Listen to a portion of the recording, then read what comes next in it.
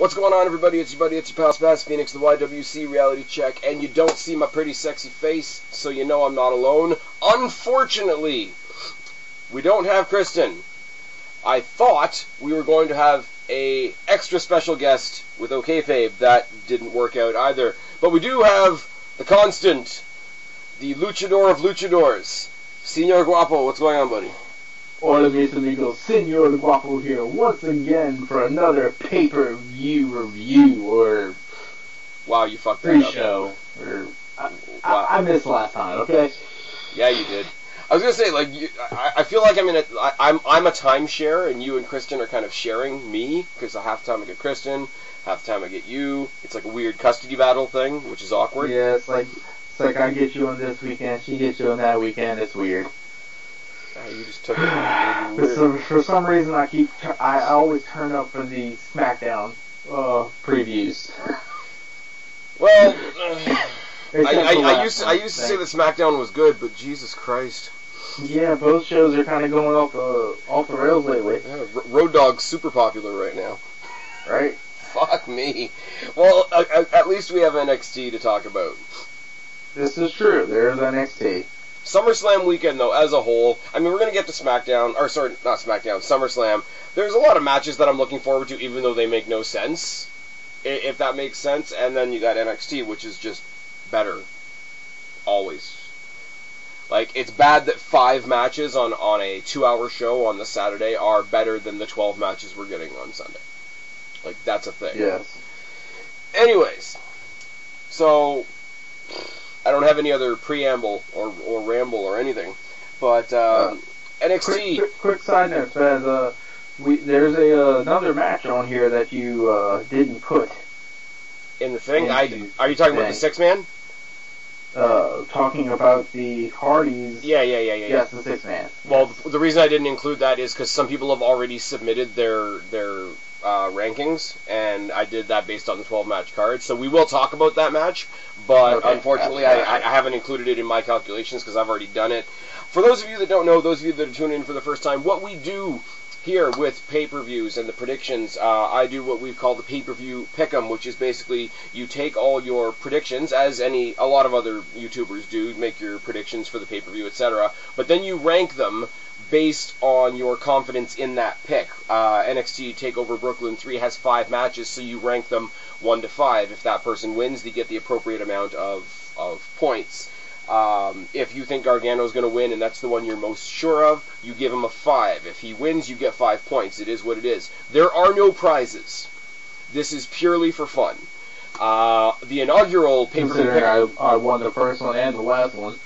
Well, yeah, you're a 2-time winner, Cheney's a 2-time winner, and I think strifenineteen won something somewhere in the middle there. But honestly, man, the pay-per-view pick'em and the interactive portion of it, I'm kind of surprised if I'm honest with you, like the amount of people that have actually jumped on and find it to be a lot of fun and whatnot. I mean, some usual suspects. I mean, obviously you, Kristen, myself. I think I got Monoxide in on one of them, OKFabe in on one of them, and a lot of viewers, a lot of our mutual friends from Facebook and whatever. But I think we had 13 or 14 people playing for Battleground, and Battleground was a piece of shit. So, yes. Anyways, anybody listening to this, if you want to take part, you can't do it half-assed, though. You can't just throw a couple of predictions out there. You have to do the full 12 for SummerSlam, the full 5 for NXT TakeOver, and they are ranked separately. We do have 1 to 5 for the NXT show. We have 1 to 12 on the big show. Now, the difference is the first time we did the pay-per-view pick'em was Backlash and Takeover, whatever the heck it was. When I announced the winners, it was one winner. It was Guapo. It was the combined scores of the 2 shows. I'm not doing that this time around. We got 2 shows this weekend. We're going to have 2 winners. We're going to have a winner for NXT Takeover. We're going to have a winner for SummerSlam. So get your stuff down in the box or hit me up on the Twitter if you want to participate. It's a lot of fun. Follow me on Twitter during the shows, and I keep updated scores on my Twitter handle, which is now at SpazPhoenix1, because my other account decided to fuck itself in the ass. It happens. NXT Takeover Brooklyn 3. It's being branded as a couple of things. Now, this is the 3rd year in a row that they've gone to the Barclays Center in Brooklyn. 4th next year, because they've already announced that it's going to happen again next year. They're really playing it up as a reunion of sorts, so a lot of old school NXT people are going to be involved. I think it's going to be like a retro episode of Raw in a lot of ways, where you're going to have certain people in the back, certain people doing interactions. I know Corey Graves is going to be involved. I know a lot of the women that came from NXT and are now on the main roster are coming back to participate tonight. So I think that's cool. But the more interesting thing is that with NXT doing their pay-per-views in conjunction with the 4 main pay-per-views of the WWE year, Triple H has gone on record in multiple interviews saying that TakeOver Brooklyn is NXT's WrestleMania, which I find very interesting. Because you would think the one connected to WrestleMania would be their WrestleMania, but I think distancing himself from the main roster with what most people think of the main roster is probably a good idea. Yeah, and if this is going to be, if NXT Takeover Brooklyn is going to be the mainstay of like one of their main shows that they do at least every year, where the other 3 bounce around, hey, I'm okay with it. I mean, it's in a smarky town. Being in Brooklyn, you always going to have a really good crowd. So why not put on a great show for such a good crowd? I mean, you do have, week to week, you got them in Full Sail University, so you've basically got the same crowd. You got that familiarity, and as far as a main pay-per-view, I can see the pluses of having that as well, because Brooklyn will love them when they're good and might be a little forgiving with them if they fuck up. But at the same time, right. It's kind of like when I think they did SummerSlam at the Staples Center for like 7 years. There is an element of that makes me want to say fuck off and let another city have a shot with it. I mean, happy for the people in New York, obviously. I mean, you hear people like OKFabe, people like JD from New York, my friend Spyra Andover, who are all going there and are all either in New York or close enough to it that they can make the trek out. So good for them. They know they have something they can look forward to every year. But like, not to be a dick, what about the rest of us? Yeah, true. I agree. Also, I believe my friend Monoxide will be going to Takeover. Monoxide, who you guys do your other podcast with, that's pretty cool. Yes, our weekly podcast of talking random wrestling. This past week, we actually did a review of a randomly picked a pay-per-view, and for some reason, it landed on No Way Out 2005. If anybody's interested in seeing the podcast that I'm talking about with Kristen and Guapo and Monoxide, look in the description of this video. The links to the first 7 episodes are in the description of this video. Severely suggest you guys go check it out, because I like these guys. I like working with these guys, but it's nice to be in the audience as well. So, NXT Takeover Brooklyn. For one, we don't have a UK tournament or UK title match because Pete Dunne's injured right now. But it means that the NXT show takes on what I call the NXT template, which is 1 match for each title and 2 extra matches. So, first match that I want to talk about, Gargano versus Almas. You go first, because I have some problems with this. Wait, what's that? Sorry, you broke up a little bit. Gargano versus Andrade Cien Almas. Yes. I'm just going to give you my pick on this one. That's it? Pretty much, just because... I like Almas as a heel, but it's not working for me right now. I don't know what it is. Gargano is just... He's fucking amazing, so... and this is actually my number 5, and I'm picking Gargano to win it. Nice. I'm picking Gargano at 4. Kristen's got Gargano at 2, and one of my most loyal listeners out there, Mizark10, got me his predictions in advance as well. He's also got Gargano at 5. Here's my problem. This isn't a Naomi situation where I think Almas sucks, per se. I think he's very good in the ring. I think he's finding his charisma. My problem is I don't care. Like, I don't have any reason to care about the guy. Gargano, on the other hand, big mark for Gargano, big mark for DIY. We remember the Cruiserweight Classic.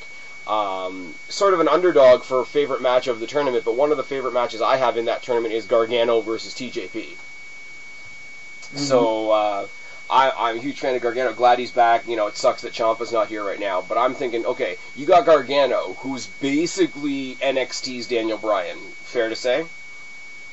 Fair, yes. I'm thinking, okay, it's a layup. You got Gargano, who's like the pure Snow White babyface. You got Hideo Itami, that just turned heel out of all his frustration. He really needs something to reboot him. I figured it was a no-brainer. Have him come back. He buddy up to Itami because Itami was a good guy. Find out that, his buddy's, changed into a different way. Try to fix him like Cassius Ohno tried to do. And then they get a feud out of that. You get Gargano versus Itami. It's a layup. That didn't happen because Itami's in the match we're going to talk about next. So I figured the next thing, the very next option is somebody that came back the same night as Gargano, and that's Eric Young. Eric Young's guys are going for the tag team titles, which we're going to talk about later. Nikki Cross has been making really big headway as far as, what she can do in the ring. The fact that Eric Young doesn't have a match confuses the shit out of me, other than the fact that he's probably going to be involved in the other match. I figured, okay, if you can't have Gargano Itami, you have Gargano Young. And then Almas's new mouthpiece there says, oh, Gargano's looking for an opponent, so he's going to face me now. And I'm just like, fuck my life. Because, okay, Almas needs the help. Almas needs to, he's the guy that's trying to make a name for himself, so he's going to pick a fight with the biggest dog in the yard, try to make a name for himself. I get that, like we said, Gargano's, insanely popular. But he just came back from an injury himself, so he needs the leg up as much as Almas does. So, it's going to be a good match. In the ring, as far talent-wise, it could be one of the greatest matches of the weekend. But I don't care about Almas. Both men are really very well sound technically inside the ring, so both can hold their own. It's just going to depend on which way they're trying to figure out, hey, do we let the babyface go over or the heel? Yeah, but you have to imagine who a match is for, right? Every match is it benefits one person more than the other. Is the story about Gargano's return, or is the story about Almas's, struggle to be something more than what he sees himself as being right now? And for me, being a Gargano fan, if Gargano beats him, I'm not going to feel any real sense of accomplishment because I don't care about Almas. If Almas beats him, I'm going to be this guy that I don't give a shit about just beat one of the best guys in your brand. So, it's a no-win. You know what I mean? I got Gargano at 4. Like I said, you got him at 5. Kristen's got him at 2. Mizark's got him at 5 as well. I wish they gave Gargano a better comeback opponent. That's all I can say. It's going to be a good match. I wish I cared more. And that's not something I usually say about NXT. Yeah, that's a disappointing part of it. The opposite of that is the other match we just made reference to, and that's Hideo Itami versus Aleister Black. Yes. This match is going to be interesting. Somebody's going to bleed in this match. I'm guessing both. Yeah. Because, I have not for the character, but for the actual guy behind the character of Hideo Itami, I got so much sympathy for him because he's been, halted in his momentum so many times. Injuries or, just a story didn't work or an angle fell flat or, this or that or the next thing. Every time he comes, it feels like there's been so many times where we've heard Hideo Itami makes his comeback next week. Yeah, that's the worst thing because, if you think about it, he came in, a month before Finn did? Or something like that? Yeah. And ever since basically that, and they did the little team up and then the little tiny feud between him and Finn and everything, and yep, it's kind of been shit in the bed. And then on the other side, you got Aleister Black, who I don't think... Who's been hot since the moment he's stepped foot on TV. I don't know. I don't think it's an exaggeration. Okay, he hasn't spoken, which is great. Which is a comment that I think should apply to somebody else we're going to talk about later on. But the whole, he's aggressive as fuck, but yet, like, he's almost, like, annoyingly relaxed in the ring, like, when he fights, and it's scary. Eddie's got the entrance. I think his entrance is one of the best entrances in WWE right now. I'll put it up there against the Finn Balor's and the Nakamura's and the Ember Moons and all that sort of thing. Just there, because it's aggressive and effective, but at the same time it's aggressive and effective because it's so simple. Here's this giant dude that moves around like he shouldn't be able to for a dude his size, and like is killing people. Yep. Like, there's no other way to say it, and I'm sorry, I got Black at 5. I actually have a Tommy at 1. Only because I feel like they're going to end up letting a Tommy get that win off of him. So that, not to push Black back at all, but to try to show that Black is mortal, and then him and Tommy can have a little bit longer of a feud. I think because of how they've presented him so far, because he hasn't spoken, because he's so anonymous, proving that he's mortal at this point, and again, I'm going to talk about this a lot when we get to the Ember Moon situation. I think proving that he's mortal right now, or proving that he's just a dude right now, is, in my opinion, the last thing they want to do. Like that, like, his momentum is giving him momentum. Do you know what I mean? Yeah. Like, Braun Strowman. Like, if you put Braun Strowman in a gauntlet match, like somebody and he plows through 20 people, and then the last guy trips him and gets a quick pin, you're not going to remember the 20 people that you just trampled. You're going to remember the one guy that got a lucky shot in and broke that momentum. It's almost like the more offensive you make him, the less you can ever take that offense away.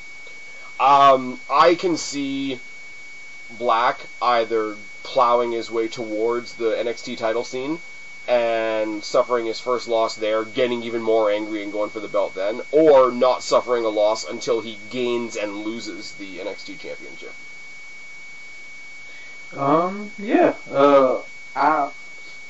See, my thing is with this is I think they might want to try to pull the trigger on trying to push a Tommy more right now, just because he's been established, and I mean, like we said earlier, he's been setback after setback. So what's the point of keeping him under the thumb? You know what I mean? Don't get me wrong, I'd love to see a Tommy get pushed. I just don't see where you push him. Because there's only one singles title on NXT. I mean, like, NXT is sort of the home of the UK title as well, but, like, they're not going to have Hideo Itami going for the UK title. And, right. I mean, you've got, if you look at the main event picture right now, you've got Rude, McIntyre, Strong. You're going to have Black there eventually. I gotta believe you're going to have Eric Young in there eventually. Not that I don't want to see the guy succeed, but I don't think there's room for him in the singles thing. Like, do you find him a partner and let him try to have, like, a half-ass tag team run? Maybe. I would love to see him succeed, but because I see them pushing Black so much, and I think he's going towards the title, the more people I see going towards the title, the less I think they're pushing a Tommy. I think they're going to put him in a position where, like, whoever they're trying to push, eventually they'll have a match with a Tommy, because that's a major step, like a Dolph Ziggler type role. Right. But I don't see him, and I'm sorry, even though I'm a fan of the guy, I don't find him to be believable in a title scenario right now. You saw how flat it fell, or in my opinion at least, how flat it fell when he had his match with Bobby Roode for the title. It's like, you walk into that and it's like, yeah, but he's not winning. It's going to be a good match, but he's not winning. Yeah, I agree. That's me. Like, I'm super sure that Black is winning as much as you're unsure that Itami's winning. So, as I say, Kristen's got Black at 1. Mizark's got Black at 4. So, you get to be on an island on that one. Yeah, it's fine. I'm used to it. This is the dynamic that I'm going to love. I don't know if this is necessarily going to be the best match, but I think it could be one of the more entertaining matches. And that's the Authors of Pain versus Killian Dane and Alexander Wolf from Sanity. I have this at number 2 for Sanity. Just because Sanity's needs the titles, I think, to try to cement them as a group more. And Authors of Pain, they've already won the titles and lost the titles and won them back, so it's not going to hurt them to lose it again. No. I don't know, man. Like, you got the two, like, the odd one out is Alexander Wolf, really, because you got a guy the size of Killian Dane, and then you got two guys the size of the Authors of Pain. The little guy in the match is Wolf, which is kind of funny.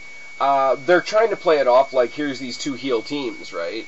But it's where Authors of Pain have Blake and Murphy syndrome, where their manager is more over than they are, in my opinion. Because, I mean, obviously, like, it's true. Come on, man, Blake and Murphy syndrome is a thing. I mean, it's hard to compete when you have Alexa Bliss standing on your ring apron. I would forfeit and be like, let's go to the back. I mean, but they could do the same thing with Nikki Cross, though. So, that Nikki Cross, though. Totally lost my fucking train of thought.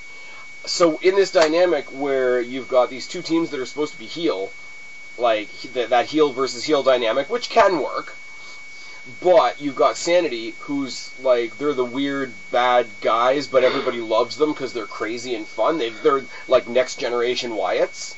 And by comparison to those two, Authors of Pain look boring. Like, they're the big show of NXT's tag team division.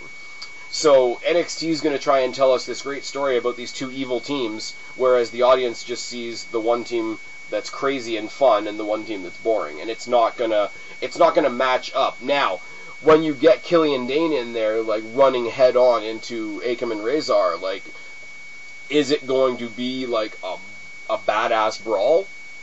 Yes. Are we going to get, the war of words between Eric Young and Paul Ellering? Absolutely. And I'm not going to lie, that's part of what I'm looking forward to. I've got Sanity to win at, what the hell, where are my friggin' scores? I got Sanity to win at 1, Kristen's got Sanity to win at 4. Mizark is on an island by himself, picking Authors of Pain at 3.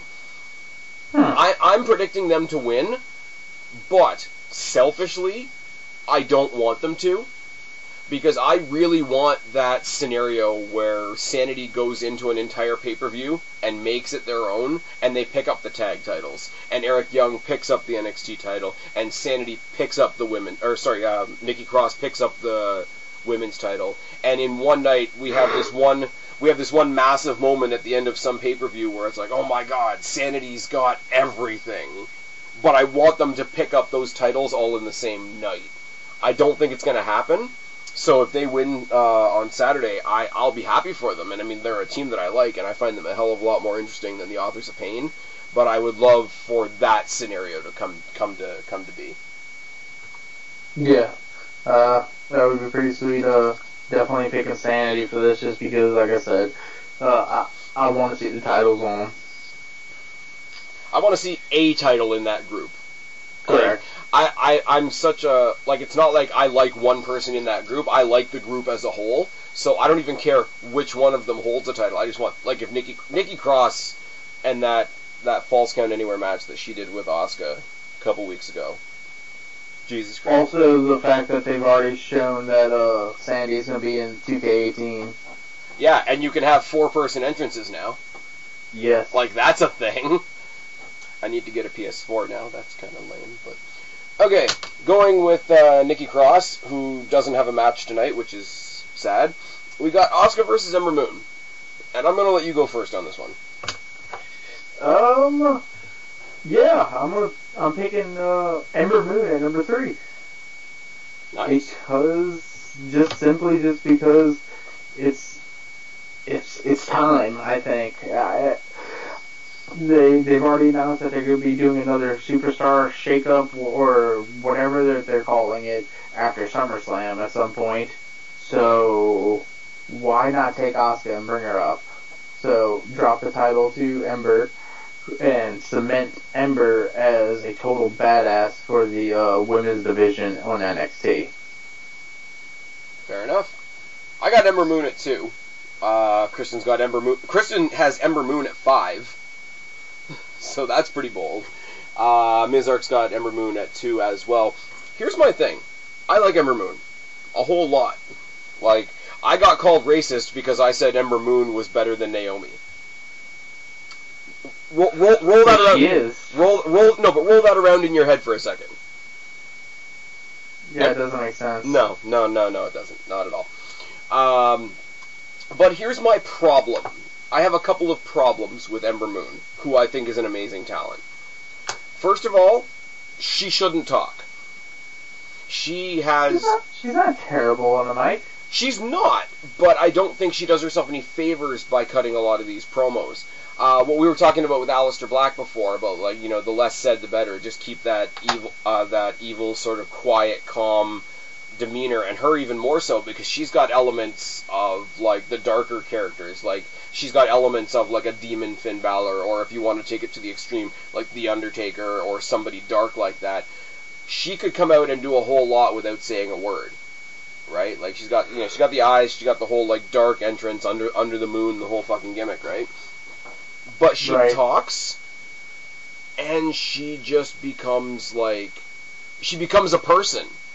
Like, in a way that's kind of awesome, but in a way that takes away from what they're trying to present her as.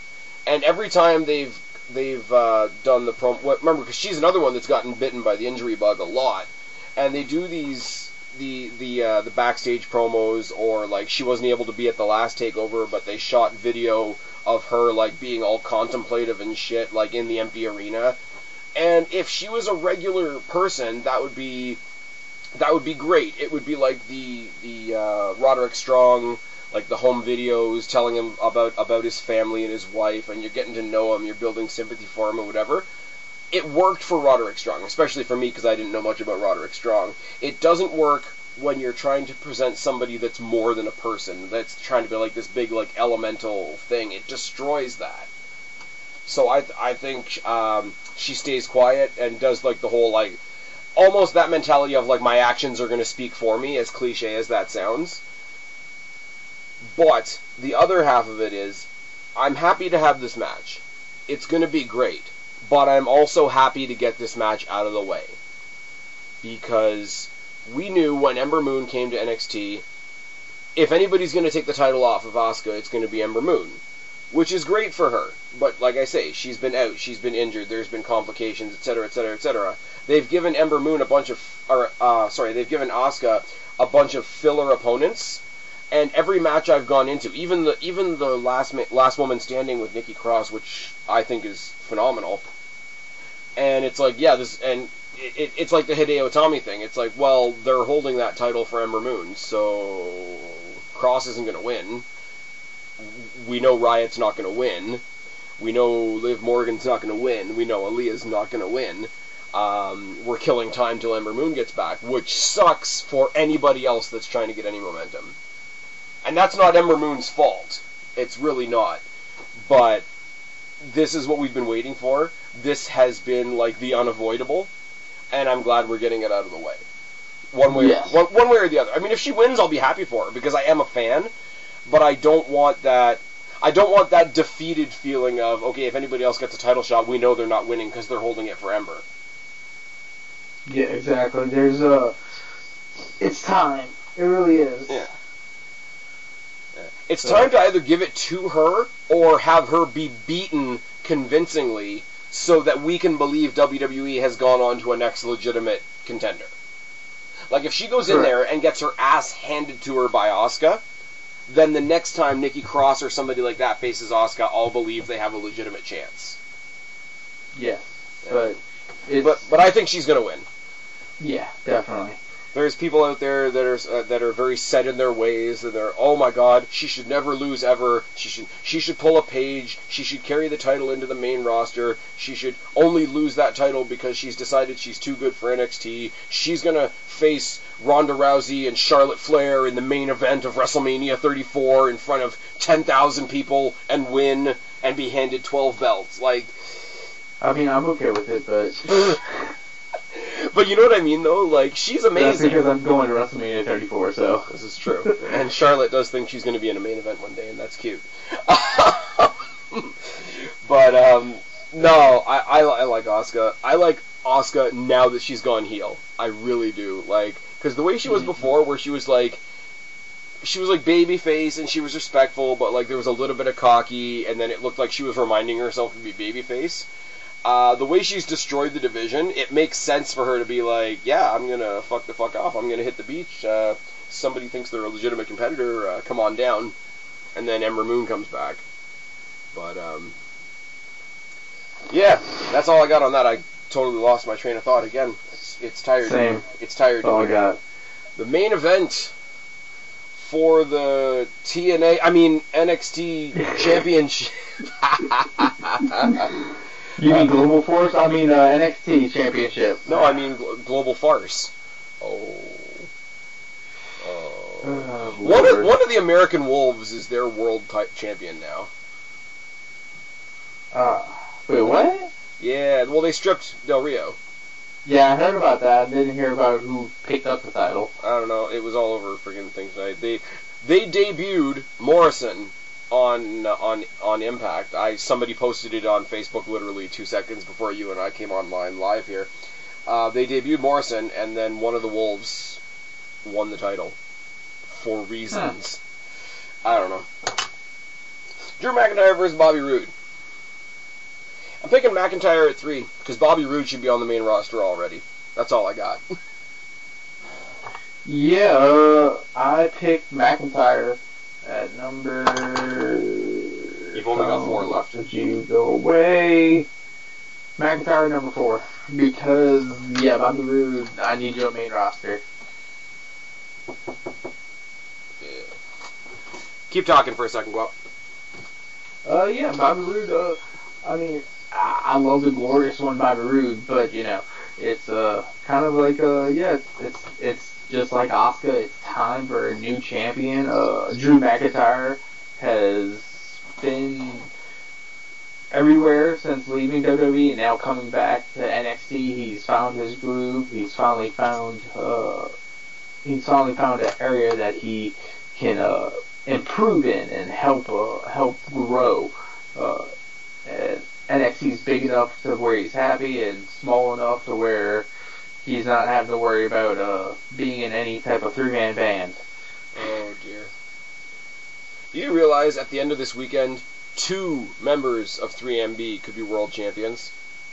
Yep. 4 weeks later. That is a thing. Well, Heath Slater, he's got kids. Yeah, he's got kids. He needs this job. There's so many elements in Bobby Roode of Triple H, and I said this when he was in TNA, but just as we're going off NXT this past week, and you see him like posing over, just the way he does, you know, the not when they pose and they hold up the belt, but just when they do like the generic like 2 arms up in the air and like stop for a second, because you can tell that the still cameras are getting some shots of the victory pose, whatever. Tell me that that's not heel Triple H. Oh, it definitely is. Like, what this is... you know Triple H is in his ear telling him, hey, go do this. But I would have said it even before, though. Like, it was one of those things when when TNA was worth talking about, and everybody was like, oh, they need to do a WWE versus TNA pay-per-view. We're going to get John Cena versus AJ Styles. And I'm sitting back and I'm like, nah, man, Triple H versus Bobby Roode. Like, that should be a thing right now. But yeah, like it's funny because like I'm really looking forward to the match. I love the fact that Drew McIntyre basically went to TNA to create this character and then brought it back, because this is not Drew McIntyre from first time around in WWE. And he hasn't been shy about saying that either. Like he's most of his promos since he's been back are shitting on his own first run. Like when he was the Chosen One and all that crap. And then he was... And that's the thing, I didn't mind the Chosen One stuff, but... Yeah, but it never... you could tell that there was something good there, but it never picked up any traction. And like before, like when he was the Chosen One, Like, we didn't know Drew McIntyre, so we didn't know that he deserved to be cocky. Now he's been around. Now he's traveled. Now he's proven that he could hold up another smaller company. Come back. He could do that gimmick now, and we would take it differently because we know he deserves to be that cocky. Exactly. And I mean, in a dark alley, ain't nobody fucking with Drew McIntyre. I'm just saying. Possibly. Yeah. Anyways, that's it for the NXT Takeover. But I do want to say, like, because a lot of people are saying recently that the tag team divisions on all three shows are kind of dwindling. What are your thoughts on the what the fuck are they called? The Street Profits. I mean, we're 2 weeks know, in. like, we're 2 weeks in, but exactly. I need more time to see what's going on with them because, like, I like the gimmick and idea, but then again, I'm just like, meh. Thing is, it depends on whether a gimmick like that survives. Depends on who else is in the division at the time. Like, I don't see them fighting Authors of Pain. I don't see them fighting Sanity. I don't see them fighting Heavy Machinery and getting very far. But when they had their championship reigns before that, I could have seen them going for the titles against the Revival. Because they would be like the whole serious team versus the fun team. Or I could have seen them going up against DIY, just having like a match with four guys that are athletic as fuck. Like they would have totally fit into last year's NXT. Does that like, you know what I mean? Yes. And the Metro Brothers, I'm hoping that was a one-time thing because that was like extras from Grease mixed with Deuce and Domino, and it was bad. But there's no way Jose on this show. So I'm okay. Oh, come on. No Way Jose is great. No Way Jose is 1/3 of the I Don't Give a Shit trifecta, consisting of No Way Jose, Andrade Cien Almas, and the Velveteen Dream. See, the Velveteen Dream. I'm just saying. You ruined Patrick. You really did. You've heard the rumor, right? Which rumor? About who his manager is going to be? Please don't let it be Orlando Jordan. No. Who? Oh God, no. Yeah. They're not gonna make Darren Young be his manager, huh? No. No? Who? Somebody that has been in the WWE for a long time, is winding it down. Just broke up from his tag team recently with R-Truth. Goldust. Yep. Oh God, no. Yeah, apparently they're transitioning Goldust to a managerial role, so it's less physically taxing because he's still a character that they can use. And it is true. He's definitely still a character they can use, and if they transition him into a manager's role, I don't think it would be the worst thing in the world. But, like, you got this guy that's very flamboyant, if I want to be nice, and he's just going to be managed by Goldust because he's also flamboyant. It's kind of like Street Profits come out, and the only one at the commentator table that likes them is Percy Watson. There's something not quite PC about that. Yeah, I'm not sure how. Even NXT fans, I don't think would go with that. I think especially NXT fans are gonna rip that. Like people said, Maria and Mike Kanellis when they debuted. It's like, oh, how come they didn't? This is bullshit. How come they didn't give these guys some time in NXT to get like reacquainted with the universe and all that shit? And I'm just thinking, like, the NXT fans will embrace a lot of really weird stuff. The Kanellis thing, I think if they brought that to NXT, it would have been slaughtered by the NXT crowd. I really do. Mm-hmm. I don't know why the Velveteen Dream thing hasn't been slaughtered by them, honestly. I mean, Almas I get. Like, he comes out, Mr. Strippogram, but he goes in the ring and he does do some decent shit in the ring. No Way Jose... It's a wind-up punch, man. He's Black Big Show with a fro. Like, stop this. I'm not going to argue with you. You know I like No Way Jose, so... Oh, I know. You know what? If you're going to sit back and enjoy it just for the pure fun of it, then I get it. Yeah. It's infectious. He goes out through the crowd.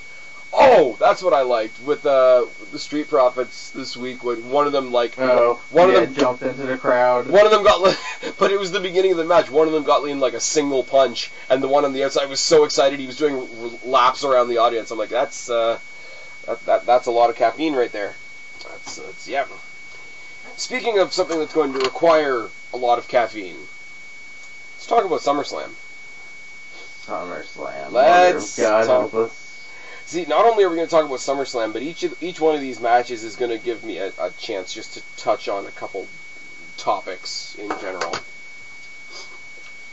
On the pre-show, okay, first of all, let's talk about the pre-show match that you mentioned that we're not going to be ranking in our rankings. Rematch from Raw, the Hardys and Jason Jordan versus the Miz Taraj. It'll be fun. But they did it on the Hardys are not part of the main card. The Hardys are like probably the biggest return that WWE's had in a long time, and they're not on the second biggest show of the year. That's some bullshit. I know the Revival got hurt, but they could have said, okay, you can't have the Revival, but you can have the club. Go out, have 10 minutes, let people mark out, go home. Jason Jordan just moved over to Raw, albeit with a shitty story. But he's athletic as fuck. People still like him. The Miz is the fucking Intercontinental Champion. Why are none of these people on the show? Why do we not have an IC title match on for the SummerSlam? I don't know. I would love this. Like if Finn Balor wasn't feuding with Bray Wyatt, which we're going to talk about later.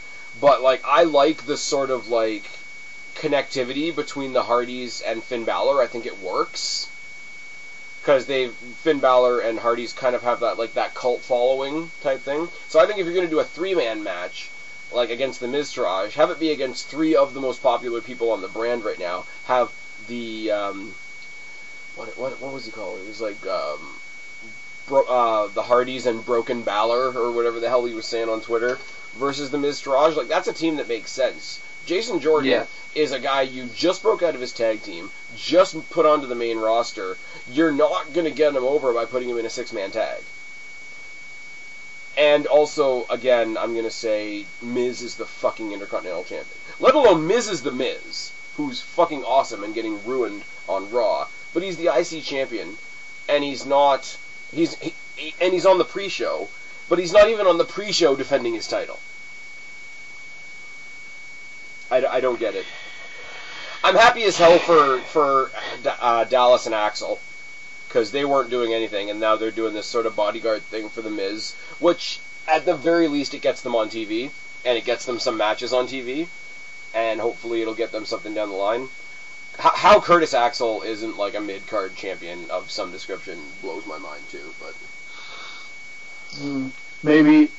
Maybe this pre-show match and stuff like that might help the Hardys become more, what's the word, broken. Or woken. Or woken, yes. Yeah. Whatever works for them. Whatever helps them give the middle finger to that fucking owl. This is true. Just or get Rebby out there. Whatever. I would have laughed so hard if they announced the bracketology for the Mae Young Classic and Rebby Sky had been in it. Right? Great. No, but... She'll get a trophy and it'll be Broken Mae Young. Oh, God. I'm really looking forward to that, like, side note. Mae Young Classic? Yeah, me too. Friggin' Serena from Straight Edge Society's in it. Yep. And other people. Yes, many other people. Okay, Crazy Mary Dawson. So I want to do a little comparison here for you a second, right? Those 6, Miz and his backup, and the Hardys and Jason Jordan, have been relegated to the pre-show. You know what's on the main card? Please, do tell. In the Big Apple, we got Big Show and Big Cass. Fuck and me. Enzo's in a cage. Fuck this match. Why is Enzo in a shark cage? Why? Why is this match happening? Yeah. Because reasons. You know what? You know what the thing is though. Like, and I think I said this to one of you last time. Enzo and Cass. Cass left the team, and Enzo didn't, because he's made Big Show into Fat Big Cass. It almost feels like, okay, when a tag team breaks up, like, naturally they feud with each other, but then WWE is like, we don't want to feud them because we think Enzo sucks, and he's got heat in the back, and Roman Reigns had to kick him off a bus. Fuck off, by the way. So Big Show is the surrogate for Enzo Amore in this feud between Enzo and Cass, and it's bullshit. And I got respect for the Big Show, don't get me wrong. Like, the longevity that he's had in wrestling is crazy. But, like, any feud that you suddenly infuse the Big Show into, it's just like... Wah, wah.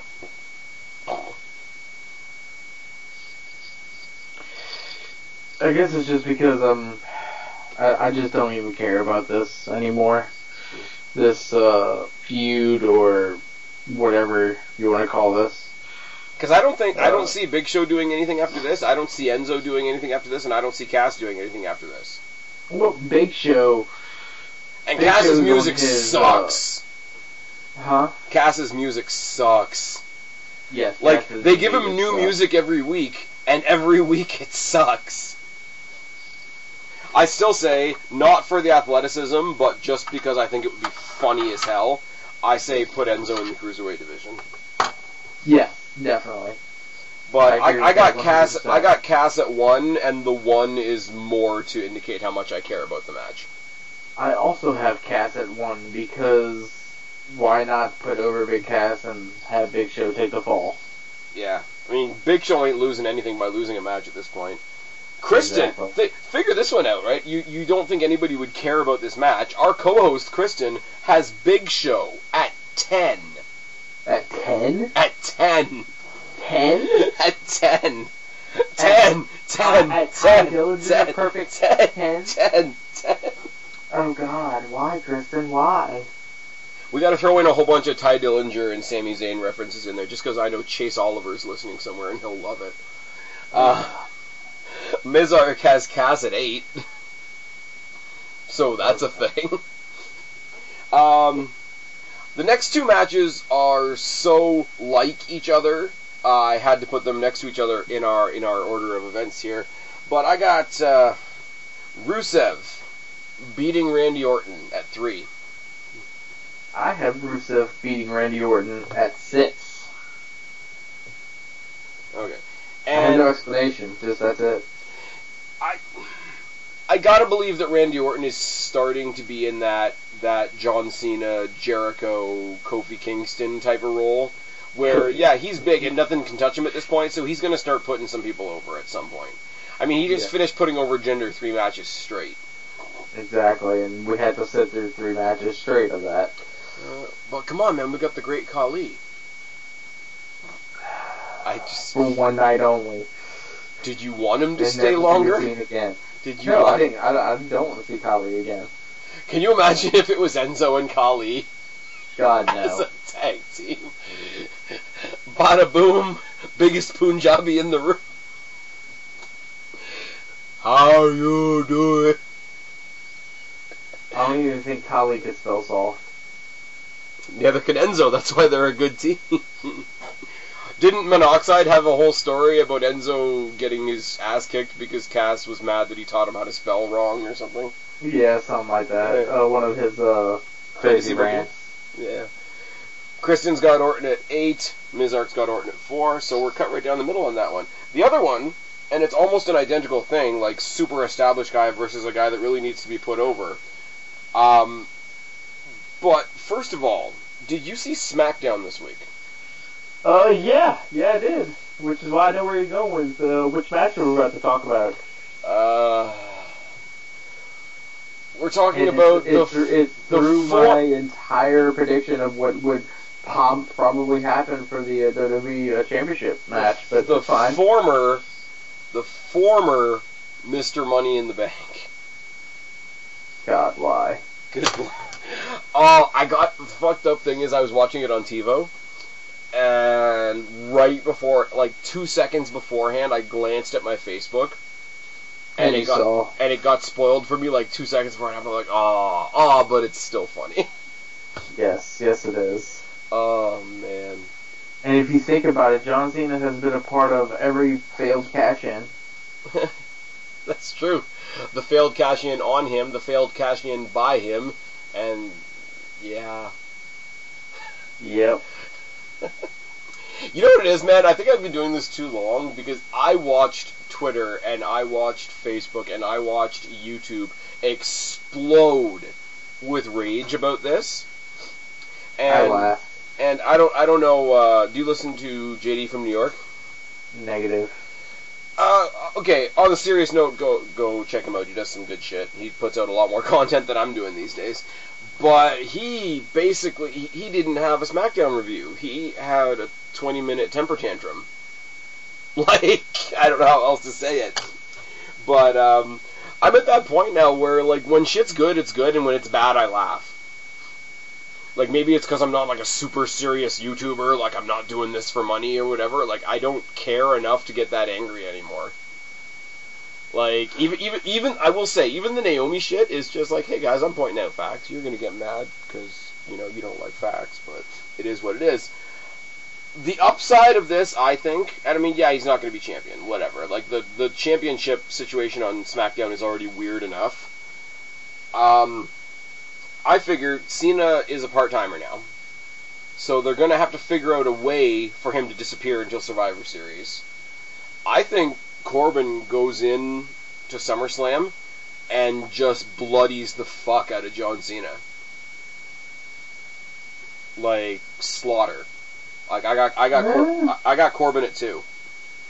I got Corbin at 2, and depends how the title situation goes, but I can see him, like, carrying a rage into SummerSlam. And this is how I would do it anyway, if we're going to go do the fantasy booking route. Have him go in there in a complete rage. He goes in there, destroys Cena, you know, gets his win, and, I mean, the commentators can excuse it. Oh, remember that match he had with Nakamura 2 weeks ago? He's still suffering the effects of a sore neck. 100% Cena never would have lost to Corbin, or some shit like that. But then he carries that rage right into the following SmackDown, and if Nakamura, who's, you know, the biggest, most over babyface on SmackDown right now, is the champion, you have Corbin storm down, like, right in the middle of his celebrating and, you know, question Nakamura's honor, and, you know, in your heart, I got screwed by John Cena, and if you know anything about what's right and what's honorable and all that shit, you'll give me the proper title match that I deserve. You get a super violent, no DQ type stipulation between Nakamura and Corbin at the next SmackDown specific pay-per-view. Yeah, but I don't know. I don't see Corbin winning this, actually. Oh. I actually have John Cena at 12. Jesus Christ! Only purely because... LOL Cena wins? LOL Cena wins. Alright. Also, I don't know. I feel like him cashing in and losing as a sign of something happened somewhere and someone's pissed. So, fuck Baron Corbin. Yeah, but I'm sorry, like, as much as people want to say that, like, fighting John Cena isn't a rub, like, if they were legit pissed at Baron Corbin, they would have found a way to, like, cancel his match with John Cena on a big stage like SummerSlam.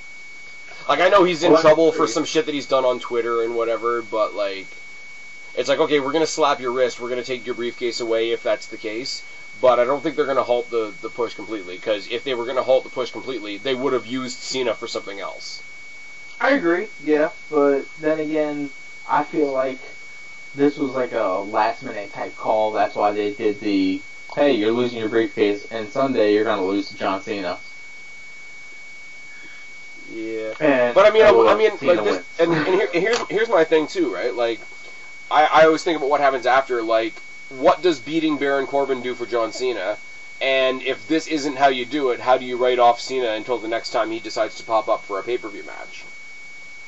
Like, I think even if they're not trying to help Corbin, they've got to help themselves tell that Cena story. True, I agree, but I don't know. Yeah. Kristen's got Cena at Kristen's got Cena at 4, rather. Mizark's got Cena at 6. I am on Corbin Island. And we move on to something I think we're going to be unanimous with across the board. The Raw Tag Team Championships.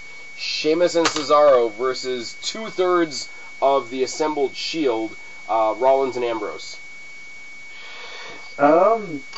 Yeah, I definitely picked, shit, I lost it in my notes. It's right there. I'm actually changing one of my picks for my main event, so give me a second. I picked, Seth and, Ambrose at number 10. I got Rollins and Ambrose at 12. This has, like, we've already won the titles, they just haven't handed us the belts yet, written all over it. Yeah, definitely, because, you know, also because the Pirate Chicken's going to be going away for about a month or two. Yeah, but who do they face after this? Unless, if after this we get 2/3 of the Shield versus the Broken Hardys. Yeah. Wonderful. Asylum. No. Here it is. Broken Matt versus Asylum Ambrose. Oh God, yes. I paid money to watch that shit. And then just, and you know what? Straight up Jeff Hardy versus Rollins. It is going to be in the Hardy compound. Oh, Jesus Christ. Yes. And it's going to be shot by Vanguard 1. Oh, Jesus Christ. The thing is, though, like, I want to see them fight in a tag team match, but I also want to see Jeff Hardy versus Seth Rollins, because when NXT was first becoming a thing and they were establishing their first NXT champion, you know, Jinder Mahal versus Seth Rollins, my thought at the time, I mean, Seth Rollins was a lot different than he is now. Seth Rollins reminded me a lot of John Cena. Or not John Cena, fucking Jeff Hardy. And yeah, I paid money to watch that fight. Yeah. I would see, that's one of those matches I don't want it to be for a title, because it doesn't have to be. Like, just let it be. Just let it happen. You know what I mean? Right. I don't know why I said John Cena there. That was weird. But yeah, I got Rollins Ambrose at 12. Alright. What's Kristen got it? I didn't hear what you got it at. I have it at 10. The perfect 10. Yes. Well, I've got 12, you've got 10, Kristen's got 12, and Mizark's got 10. And we are in agreement across the board for, I think, the first time. No, yeah. Okay, sticking with the tag teams, we've got the Usos versus the New Day, which shouldn't be the Usos versus the New Day, but I'll get to that in a second. New Day at number 5. New Day at 5. Because it's the New Day. You and Kristen really are comparing notes. Jesus. Kristen's also got New Day at 5. Mizark's got New Day at 7. I got the Usos at 6. Because I'm sorry, main roster tag team. Okay, and I don't include the Shield in this because they're bigger than the tag team division, really. But heel Usos are the best just regular tag team on the main roster. They just are. They're good. I completely agree with that.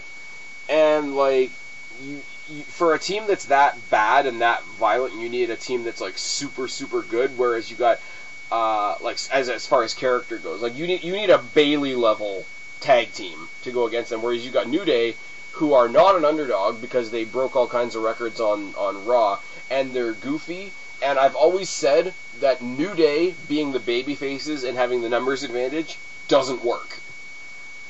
Because there's sympathy for the heels because they're the ones that are outnumbered. And that's one thing that the New Day gimmick has always had working against it. I'll give you one guess as to who I think should be getting the tag team title shot.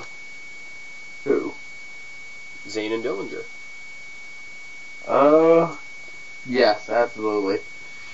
Just because that should definitely be a thing. I think Zayn and Dillinger versus the heel Usos the way they are right now is fucking perfect. If you wanted to even make it into a 6-person tag, one of the Usos is banging Naomi in real life, poor guy. Throw Becky Lynch on the other side, have a 6-person intergender tag somewhere along the way. Because I think Becky Lynch would fit right in with Dillinger and Zayn. And that's my dream team that I put out there for Chase Oliver, because I know he's listening. I got the Usos at 6, man. I don't think, fuck, Breezango should be doing more than what they're doing right now. They really have. Wait, have we even? I've missed the Fashion Files lately, so yeah, you're not missing much. Who the hell's been attacking them? Nope, you haven't missed much. Still no. They've really jumped the shark with the whole backstage comedy thing. They're good at it, so even though it's bad, it's still entertaining. But it's gone. It's lost its thing. They need to start having matches again. It's fucking bullshit. That's all I got.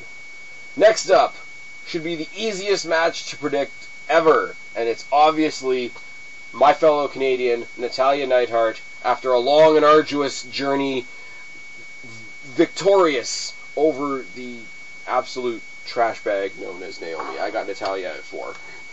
I have Natalya because I called that shit. I just put my notes away for some reason. I don't know why. Natalya is at number 3. Alright. Kristen's got Natalya at 6, and then Mizark's got Naomi at 11. Oh god, why? Does he really want that title to have the glow shit on it still?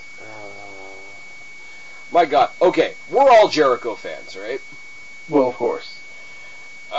Kristen's not here. She's probably one of the biggest Jerichoholics I know. We're most of us big fans of the Jericho podcast. Yes. Because of my loyalty to Chris Jericho as a fan, I still haven't listened to the podcast with Naomi yet. Oh my god. There's so much. Oh my god, let me tell you about this time I was stopped by a cop. Oh my god, this and that. Oh my god, I take 10 hours to do my weave. It's fucking stop. I don't care. At all. How's the one with Nia Jax? I still haven't listened to that one either. Nia Jax seems pretty chill, honestly. Just hearing her in the, she's, how can I say this? She's confident in what she's doing and what she's saying or whatever, but at the same time, she's still got that, you could probably go chill and have a drink with her type thing. Okay. And you know what? She fully admits that, in the interview, she fully admits that, The Rock spoke to Triple H for her and got some, we shit on people for, using their family to get ahead in wrestling and da-da-da-da, a lot, I think. But, to sit there in an interview and openly talk about it and not be shady about it, I got a lot of respect for her for that. Okay. Which is cool. And, she's not Naomi, so she automatically gets points. That always wins points. We're going to talk about Sasha Banks versus Alexa Bliss in a moment. 2 weeks ago. We already know who I'm picking. Yeah, for sure. You're probably thinking the same person I'm picking. But you can't talk about this match without talking about Bayley. Correct. What the fuck has happened to Bayley? I think they want to turn her heel, but then again they don't at the same time. Bayley? Yeah.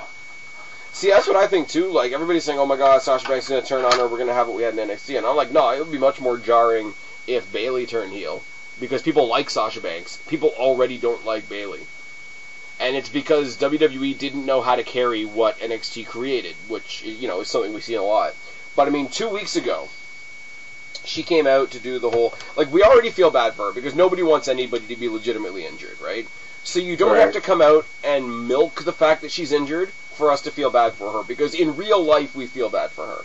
But they did the sympathy bit at the Raw that I was at, when she came out to do her speech, and, you guys are all great and wonderful, and you're sending me nice tweets and letters, and it's making me feel all warm and fuzzy inside. I'm sitting there in the crowd, and I love being from Toronto. I really do. because Toronto as a whole, I don't know how it translated on TV, but Toronto as a whole slaughtered Bayley throughout her entire promo. Like, the boos were real. And also, the section that I happened to be sitting in, they started a "No one cares" chant. Which isn't true, but... Right. But it was like, she didn't get a word in edgewise. And you could see her, and I think it was like Charlie Caruso that was interviewing her. Like, it's not like she's an edgy babyface, like a Seth Rollins or something like that, where if the crowd were being dicks, like, he could tell them to fuck off, pretty much. Like, Bayley is like the pure Snow White babyface girl next door, da-da-da-da. So when she's like, I want to thank you guys for all your letters and tweets and all your messages of support, well, I guess not some of the people here, and it's just like, yeah, we got you. It's good. Actually, that and Jinder Mahal being the most over person in Toronto over those 2 days just made me laugh. But, I mean, like, people hate what WWE has turned Bayley into so much that it's making them hate her. And you're not going to budge from that for a while, so you might as well stick somebody else in there. Now, Sasha Banks was a last-minute put-in, so I don't see them doing very much other than, like, coasting the line. Like, okay, here's an opponent because we thought you were going to have a SummerSlam match, but I don't think they're going to throw the belt on Banks. I got Bliss at 5. I have Bliss at 7. There you go. And Kristen's got Banks at 7. Mizark's got Banks at 5. They have dreams. We have realism. Exactly. Alright. What's next? You know what's fun? I can't even read my own writing. It happens. That's fantastic. Doomy Clipboard of Doom is real, too. Bray Wyatt versus the Demon, Finn Balor. First of all, you ruin the appearance of the Demon by announcing it as, well, we're going to see the Demon at SummerSlam. It's better left unsaid. It's better left, okay, somebody just really fucked with Finn Balor. I bet we're going to see the Demon on Sunday. Like, let the fans say that. Don't say it. Don't put it on the poster. Don't have the commentators repeat it a million times. Oh my God! SummerSlam come early, Maggle! Like, no, stop. Maggle. And plus, they had this match on Raw. And that's not the only time we're going to talk about that, but they had this match on Raw. So, as much as it's going to be cool to see the Demon again, I'm a big fan, you know, switching from the Demon to the rockstar douchebag Finn Balor. It's all good. It's going to be great. I like both guys. It's going to be a good match. But literally, they gave it to us 6 days early. Right. I got Balor at 11. So does Kristen. I have Balor at 4. Just because this is one of those matches that I'm like, I'm not really sure which way they're going to go with it. It's one of those matches where they're the two weird guys on the show, and you look at the roster and you're like, at some point they're going to put the two weird guys together in a match because they're the two weird guys. So it's kind of something like that exists in its own bubble, and then they'll both go their separate ways. There was a time there where I really thought Finn Balor was going to be starting up a thing with The Miz. Because Balor versus Miz for the IC title would be key. And it's one of those situations where, like, yeah, I'm a huge mark for The Miz, but I wouldn't mind him losing in that scenario. Mm-hmm. Also, I don't know why I just thought of this just now, because Balor is associated with the club. Have you heard what we might be getting soon? No, sir. Please inform me. Well, we're going to be getting a club, but it's not going to be the Balor Club. Okay. We might be getting the Cass Club.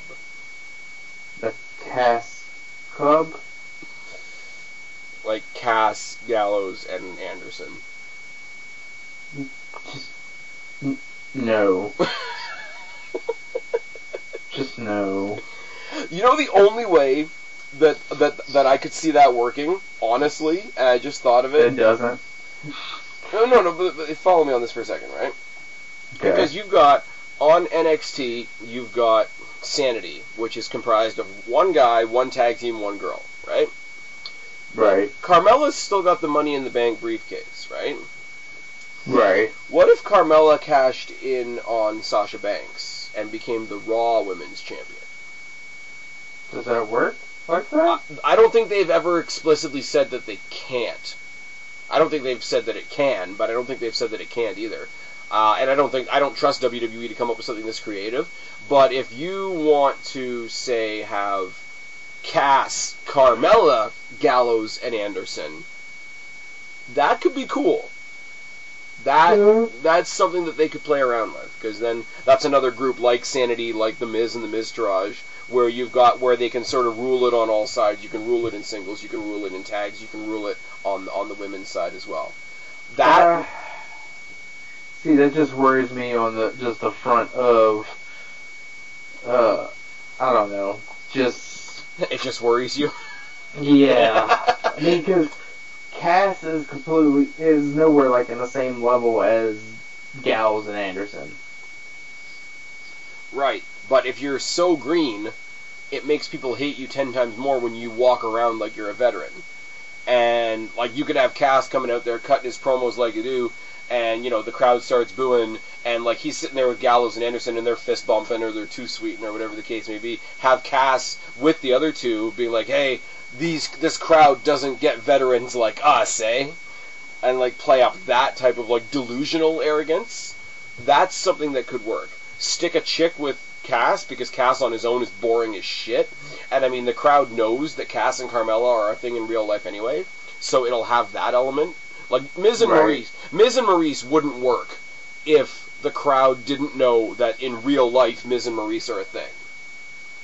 I think that and also it would get rid of James Ellsworth. Can you imagine if it didn't? Oh God! The Cass Club is a 5-member team.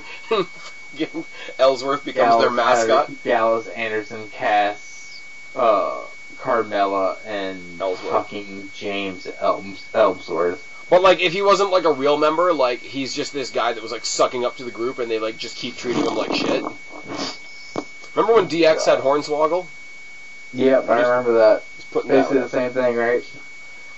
Yeah, I don't know. You got Balor, I got Balor at 11, you got Balor at 4, Kristen's got Balor at 11, and Mizark's got Balor at 12. Nice. So the hopes are real for Balor, except you. Your bandwagon isn't completely hitched up. Okay, in the realm, once again, of things that were given away on Raw, how do you feel about the new Cruiserweight champion? I'm happy that they give it to Tozawa, but then again, I have Neville at 2.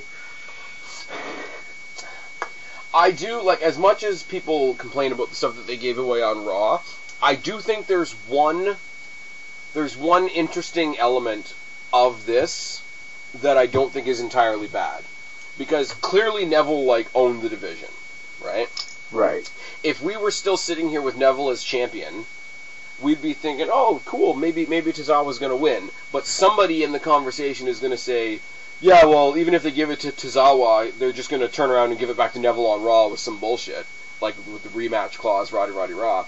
So if he's already got the title, and, Neville's going to do the heel thing and say that it was a fluke and Roddy Raw, if Tozawa is going into SummerSlam to solidify his reign, his new reign as Cruiserweight champion, and without the possibility of, oh, okay, well, Neville's just going to turn around and fuck with it on Raw, I think that does throw a different element into it. I mean, obviously, a title change at the big pay-per-view has its own, its own prestige, its own feel-good moment, but I think, to have him be berated as, it's a fluke, I was getting ready for SummerSlam, and they sprung this on me tonight, and to have all that doubt on Tozawa as the champion, and then be galvanized on Sunday, could be a different way of making the rematch more important than the original. Right. Alright, I got Tozawa at 9. So does Kristen. And Mizark's got Tozawa at 3. Alright, fine. Tozawa at 2. Changing it. I changed one up too, but...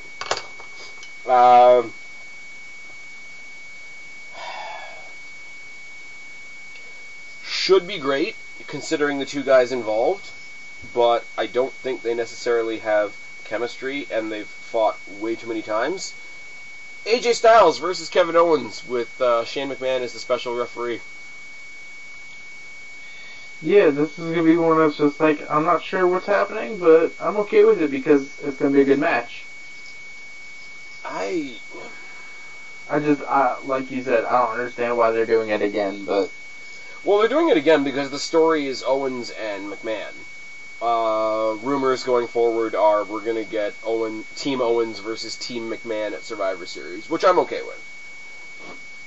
But for that to work, Owens has to get fucked over by McMahon, which means Styles retains the title, and Styles goes and has a title feud somewhere else with somebody else that doesn't involve a story about a referee. So I think everybody wins, but because it's predictable, because we've seen the match so many times, and because as good as these guys are, I don't think they have a lot of chemistry together. I'm not looking forward to it as much as I want to. So that's a strange thing to say, but I just got to think now, like when if they do the Survivor Series thing, like who do you get on those teams?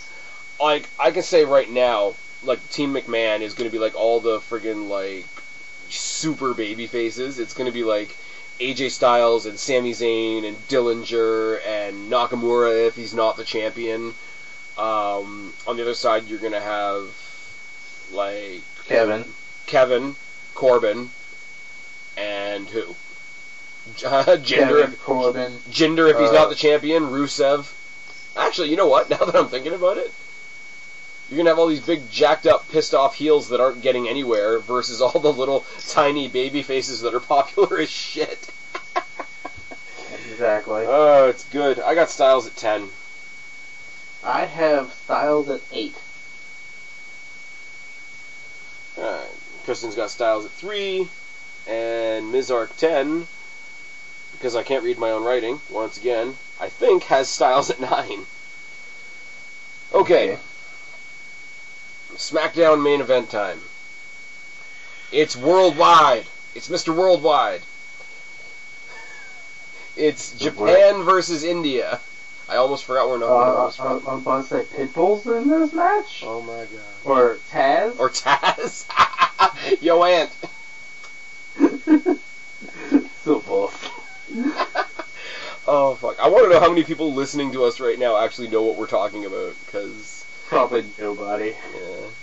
See, when you do the thing with Monoxide on his channel, like, you and him do the Hardy stuff and drive Kristen nuts. You and me and Kristen come here, we drive her nuts with the Taz show stuff.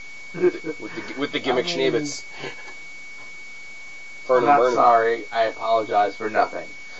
Oh, can't say that, no. Lumberjack did apologize. Oh, he did. They canceled the gimmick, and I think they put the apologized T-shirts on sale. Yeah, like legit. But they got an E5L shirt now, so it's all good. This match is gonna be weird. Like these guys haven't even been face to face. Yeah, that's the thing with this match. Like, okay, Shinsuke, I understand he got the match. He's the babyface, but Jinder, I hate to steal someone's gimmick and all that stuff, but Jinder has no heat right now going into this match. I just think it's kind of like the American election. I think everybody gets up every morning and just like hopes it's not true. Like hopes it was a bad. I don't have anything to say about this match. Like, on the one side, I don't want Nakamura to lose. On the other side, I think having him be world champion already is a fucking retarded move. And they took out the race in the hole by getting the briefcase off of Corbin. Yeah, see, this is where the briefcase kind of fucked up my plan, because my plan was Shinsuke was going to win, and then, or Jinder was going to win. Honestly, it wouldn't matter which one, because then Corbin was going to cash in and win. That was my original plan for SummerSlam. But you know what I would have loved, honestly? Have Corbin versus Cena on SmackDown, like 2 weeks ago. And then have Cena win over Corbin. Have Corbin come out the following week incredibly pissed off, announce that he's cashing in his Money in the Bank to make the match at a triple threat. Then you have Cena come out and cut him off and be like, buddy, I just beat you last week. If you're a number one contender, so am I. Have a SmackDown Fatal 4-Way to go right up against the Raw Fatal 4-Way. God. AAs for everybody. You get an AA. You get an AA. You get an AA. Everybody gets an AA. Jesus Christ. I don't know. Yeah, I got Shinsuke at 11. I got Nakamura at 8. You got him at 11. Kristen has Jinder at 2. What? The only way I see that working is if, like, because Shinsuke is kind of crazy. Like, I can see if Jinder pisses him off, like, he, like, beats him down in the corner and doesn't listen to the referee, gets himself disqualified or some shit. Like, I almost want there to be a fuck finish here, because Jinder beating Nakamura doesn't make sense, and the super, super indie smarky fans are going to cry, the Japanese fans are going to cry. That's fine, and I get it, because Nakamura shouldn't be losing to Jinder Mahal. But also, friggin' Nakamura shouldn't be champion already. Like, as much, I love the guy. I think he's one of the, like, the more entertaining guys on the main roster. But, like, we like him so much, we want him to succeed, but he's been there a couple months, you put the world title on him now, where does he go from there?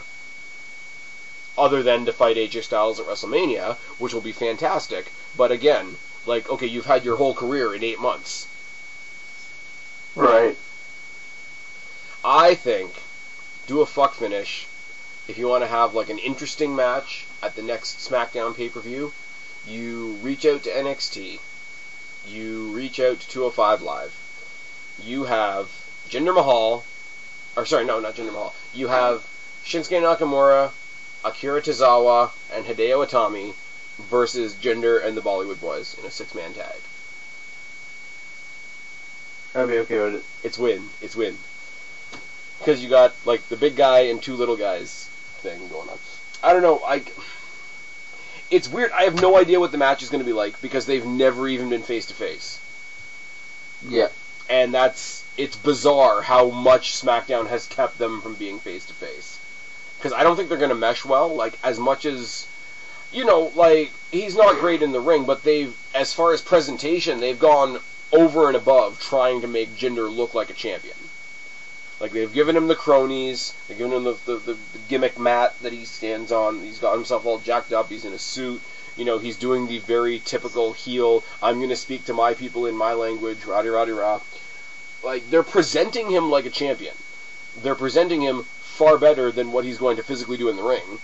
And I don't think it's going to work with Shinsuke at all. I don't think the match is going to do Shinsuke any favors, because it's not going to show what he can really do, either. And, I mean, he almost paralyzed John Cena, so that's also a thing. Yeah. That was a good match, though. I can't... As far as, you know, the whole, you know, the cliche, I can't believe they gave that away on free TV, I never thought that Cena Nakamura would be on free TV. Yeah, neither would I. I thought that was a SummerSlam caliber match, or at least one of the big 4 matches. Yeah. But it is funny, though, like, because I will say, like, I get that whole sentence of, like, I can't believe they gave this away on free TV, why wouldn't you say this for a pay-per-view? But if you go with that mentality too much, those same people will be like, why do I bother watching Raw and SmackDown? There's nothing good on. Correct. So they gotta balance that. So occasionally they do have to give us something pay-per-view worthy on the show, so that we'll watch the show. And, finally, I think we might have 4 different answers here. The real reason that anybody's watching this pay-per-view.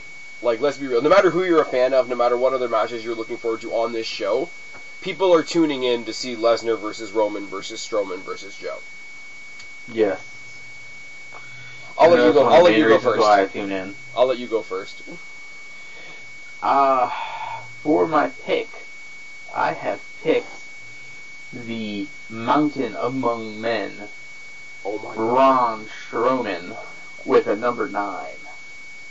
We literally each picked a different guy. Really? Yep. Okay then. What's your reasoning for Strowman? I'll let you say your piece about the match and then I'll go. My reason for Strowman is just everything behind Strowman right now is great. He may not be the number one best person on a mic, but he doesn't have to be. He goes in the ring, he fucks shit up, and he leaves. So everything that he did with Roman and absolutely destroying him, and all the way to the fact that Roman tried to commit murder. And the next week he wasn't there, but the next week after that, he walked into the ring and started fucking shit up again. I will say, the fact that they had him destroy Roman a lot is a big contributor to why he's so over. But what I love is the surprising factor of Braun Strowman. Like, you would never... It's almost contagious when you listen to the crowd, because you would never think that a person like Strowman, being the big guy, being not one of the small indie darlings, being somebody that's so green, hasn't been here that long, doesn't really have a... He's only been wrestling for, I think, 3 years now. Yeah. He's the last person you would think would be as over as he is right now. And that fact alone gets him more over. Yes. And it works. His entire gimmick, his entire shtick, everything works for him. And that I don't see someone better out of these four other than the only other person I would fight for to get the title would be Joe. But yeah, out of these four, I'm going for Braun. Okay. I think Strowman winning and holding the belt for a couple of days would be fun. I don't buy Strowman carrying the belt for a legitimate amount of time at this point, but I could see the idea with like, he's the guy that's hot right this second, so capitalize on it, right? Capitalize on it, sell a couple shirts, and also like you said, I don't see him holding it for a super long amount of time, but a month, 2 months, I think would be good. See, now what we were saying about Neville a second ago with the whole like win it, lose it, whatever. Strowman is a guy, like, in this particular scenario, because this is a pretty jacked up scenario that these four guys are in, right? Like, right. No matter where your fandom lies, everybody gives a shit about this match. Strowman is a guy that I think, if he won, he could win the title on SummerSlam and lose it the next night on Raw, and it wouldn't be the end of the world. Because I wouldn't do that.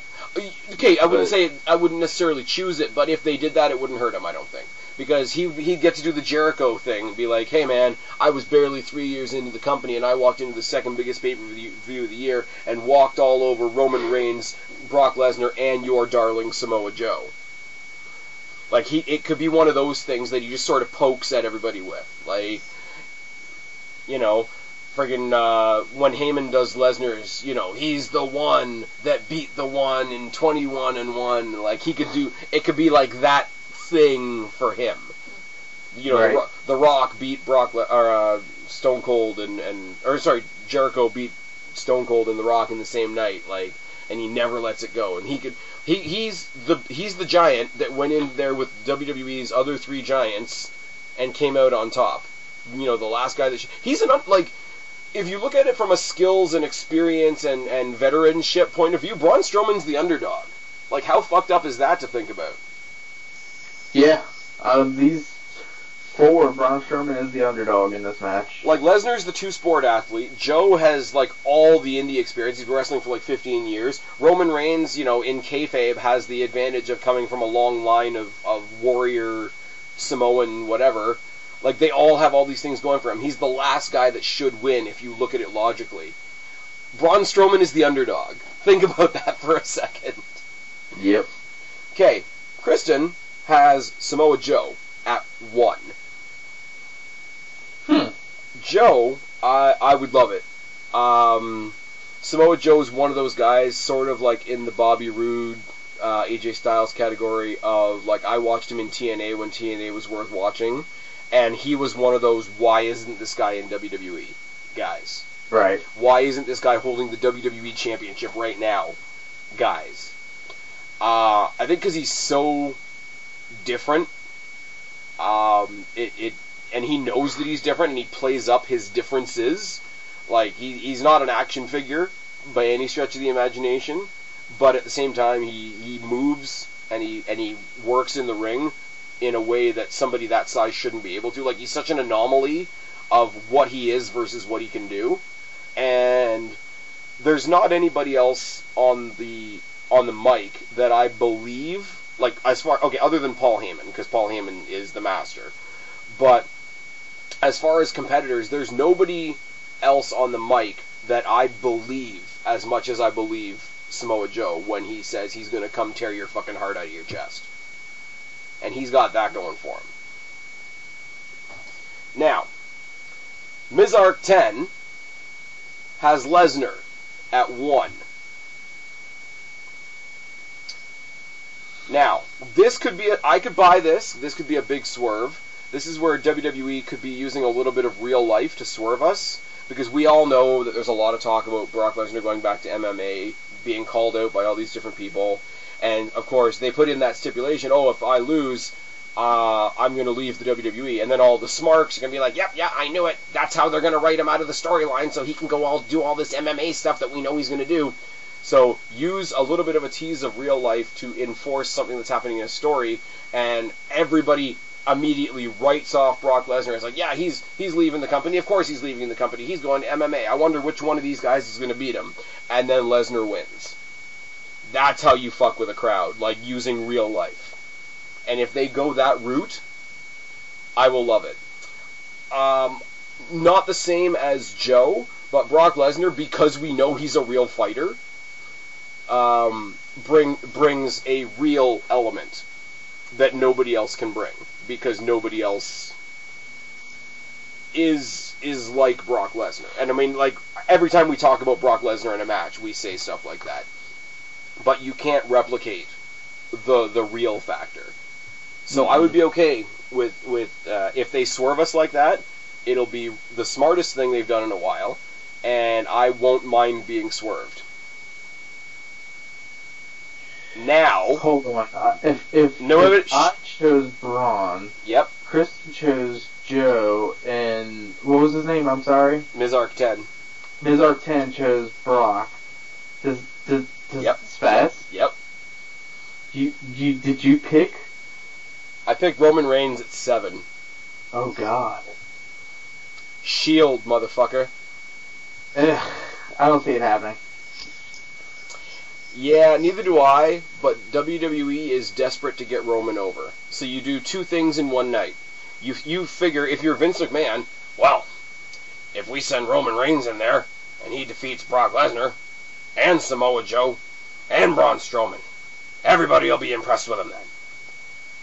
And we'll even throw in the Shield. The crowd can't boo the Shield. Then we'll get Roman over. Also, if they're reuniting the Shield, Roman Reigns' music is the Shield music. This is true. And a fatal four-way is a no disqualification situation. This is true. And nobody else in that match has allegiances to anybody. I mean, Brock Lesnar has Heyman in his corner, but he's just an advocate. Yeah, because you can't even say Braun has allegiance with Bray anymore. Nope. Because you remember Joe is right after the first brand split, before Bray got drafted to Raw, Bray did that big promo on Braun about how he turned his back on him and went to the other side and rah. They've not as much as Jinder and Nakamura, but you see, even though they're both on Raw, WWE has done a really good job of keeping Braun and Bray separate from each other. Right. Because he's not in that sort of culty, sort of weird, eerie, like, maniacal realm like Bray Wyatt is. He's just on the straight ahead, I'm big, I'm gonna kill you, what the fuck are you gonna do about it? Braun has no allegiances. Samoa Joe is that I don't. Joe is the outcast of the Samoans. Joe's on an island, like character-wise. Brock Lesnar, if Paul Heyman tried to help Brock Lesnar, somebody would hit Brock Lesnar over the head with Paul Heyman. But I mean, like, dude, honestly, Shield powerbomb on Brock Lesnar through a table. My thing is, if they don't do the Shield and if they don't have Roman winning, I feel like Roman's the one that's eating the pin. Yeah. I kind of like, I don't know why, because it would make the match longer and it would shorten every other match on the card. I kind of wish this was elimination. Yeah, that would be interesting, but then again, God, that match would take forever. And I think as much as I give credit to Joe for being faster than he should be, as much as we give that same credit to Braun Strowman, I have a feeling this match is going to be... And Brock, for sure. Brock is quick. He is, but they don't let him be explosive like he used to be, except when he's doing the whole suplex bit. Like, they've made him... As much as I would never fuck with Brock Lesnar in a million years, they've made his offense very one-dimensional. So when he's popping off a couple suplexes in a row, he's very quick. Other than that, there's a lot of pacing, there's a lot of stalking, there's a lot of, like, fuckery. I have a feeling this match is going to be pretty slow-paced. Not that that's going to be bad, but, I mean, as well, think about what Rollins and Ambrose are doing earlier in the night. You know that they want the picture that they had 5 years ago, or 4 years ago, whatever it was, with every Shield member holding up a belt. I feel it, and as much as it's a total ploy to try and get us to cheer Roman Reigns, as much as it's going to bury 3 other guys that don't deserve it, it's the only way that anybody's going to give half a shit about Roman Reigns, and that's what WWE wants. And if they're the Shield again, and Ambrose and Rollins win the tag belts, and Roman wins the Universal title, would the Freebird rule apply, and Roman also be tag team champion? Does that mean any of them can defend the Universal title? Ew! I just thought of something else, too. It'll be the first time all 3 of those belts have been held by the same group since all 3 of them became bright red belts. Yeah. Yo, Twizzlers Factory. I'm just saying. Oh, God. Candy, big ass creepy truck outside of the building, candy by Shield. Anyways, I don't know, man, like, even the stuff on here, like, I know we said going in, like, I was going to rant a lot about SummerSlam, but I'm going through it and just, like, you know, sort of dissecting it a little bit, doing a little bit of fantasy booking. Even the stuff on here that's kind of shit is going to be a little bit of fun, I think. Definitely. I mean, we both said it already, like, if it's good, you enjoy it, and if it's bad, you laugh. And if nothing else, all of you can watch me on Twitter as we keep score. I got 17 fucking matches to keep track of on one scorecard. Good luck with that, buddy. Oh, yeah. It's gonna be fucking amazing. Anyways. Oh, Lord. Guapo, plug your shit. You can find me at Twitter at Guapo_504 or on the Black Cat Feline channel and also on the Monoxide channel or whatever his channel is called. I don't even remember, but the link will be down in the doobly-doo down below where you can find me and my friend and cohorts Kristen, the Black Cat Feline herself, and our soon to be the broken Black Cat. Yes. Soon to be the broken Black Cat Feline. Yes. Where on our Monoxide's channel we talk about random shit for wrestling. Like I said earlier in the podcast, this week we talked about No Way Out 2005. God help our souls. But yeah, check us out. Check us out more on here from our older pick'ems and such. And yeah, that's about it. Alright. Oh, yeah. And you guys know where to find me, or you wouldn't be here. I've been Spaz, he's been Guapo, and somewhere on the internet is the ghost of Kristen. We are your YWC Reality Check. Subscribe up there, talk down there, start a conversation. Keep all these conversations going. Don't be a stranger. I'll talk to each and every last one of you later. But from right now, myself, Guapo, and the ghost of Kristen are out of here. Bye.